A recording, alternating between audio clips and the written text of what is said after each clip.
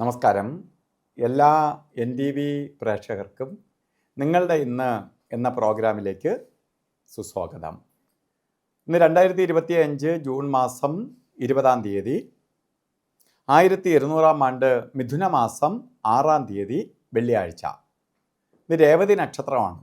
നക്ഷത്രങ്ങളിൽ ഏറ്റവും ടോപ്പ് നക്ഷത്രമാണ് രേവതി. ഇന്നത്തെ ദിവസം വെള്ളിയാഴ്ച. അപ്പോൾ ഇന്നത്തെ ആഴ്ചയും കൊള്ളാം, നക്ഷത്രവും കൊള്ളാം. ഇന്നൊരു ശുഭദിനമാണ്. എന്ത് കാര്യങ്ങൾക്കും അനുകൂലപ്രദമായ ദിവസമാണ്. അപ്പോൾ നമുക്കിന്ന് സന്തോഷപ്രദമായ കാര്യങ്ങൾക്കെല്ലാം എടുക്കാവുന്ന ഒരു ദിവസം തന്നെയാണ്. മിഥുന മാസത്തിലെ ബർത്ത്ഡേ വന്നിട്ടുള്ളവർ, രേവതി നക്ഷത്രം ബർത്ത്ഡേ ആയിട്ട് വന്നിട്ടുള്ളവർക്ക് ഒരു വർഷത്തെ ഫലത്തെയാണ് ചിന്തിക്കേണ്ടത്. കല്യാണം നടക്കാത്തവർക്ക് കല്യാണം നടക്കും. ദാമ്പത്യ ജീവിതത്തിൽ മറ്റെന്തെങ്കിലും പരാധീനതകൾ അനുഭവിച്ചുകൊണ്ടിരിക്കുന്നവർക്ക് പരിഹാരം ഉണ്ടാവും. ഇല്ല, വിദേശത്ത് വസിക്കുന്നവർക്ക് ഭാര്യയോ അല്ലെങ്കിൽ ഭർത്താവിനെയോ കൂട്ടിക്കൊണ്ടുവരാൻ ശ്രമിക്കുന്നവർക്ക് അതിന് പരിഹാരം ഉണ്ടാവും. അതുപോലെ നല്ല ജോലി തൊട്ട് വാഹനം, വീട് ഇവയ്ക്കൊക്കെ തുടങ്ങാൻ അനുകൂലപ്രദമായ വർഷം തന്നെയാണ്. അപ്പോൾ നിങ്ങൾക്കൊരു വർഷത്തെ ഫലത്തെ ചിന്തിക്കുമ്പോൾ ഏഴര ശനിയൊക്കെ രേവതിക്കാർക്കുണ്ടെങ്കിൽ പോലും നമുക്ക് ബർത്ത്ഡേ വന്നത് കണക്കാക്കി നിങ്ങൾക്ക് അനുകൂലപ്രദമായ ഒരു വർഷം തന്നെയാണ്. അതുപോലെ തന്നെ ഇന്ന് നല്ല ദിവസമെന്ന് പറഞ്ഞു. നമുക്ക് ഓരോ കാര്യത്തിന് ഇറങ്ങുമ്പോൾ രാഹുകാലത്തിന് പ്രാധാന്യം കൊടുക്കണം.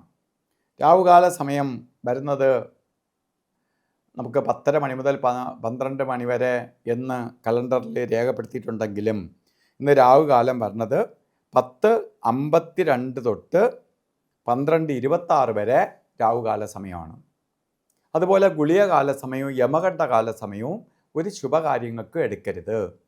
ഗുളികകാല സമയം വരുന്നത് 7:43 തൊട്ട് 9:17 വരെയും യമകണ്ഠകാല സമയം വരുന്നത് 3:35 തൊട്ട് 5:09 വരെയും.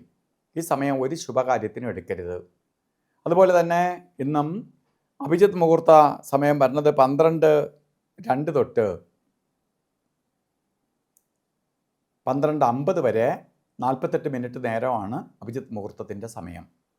അഭിജിത്ത് മുഹൂർത്തം എല്ലാ ശുഭകാര്യങ്ങൾക്കും അനുകൂലപ്രദമാണ്.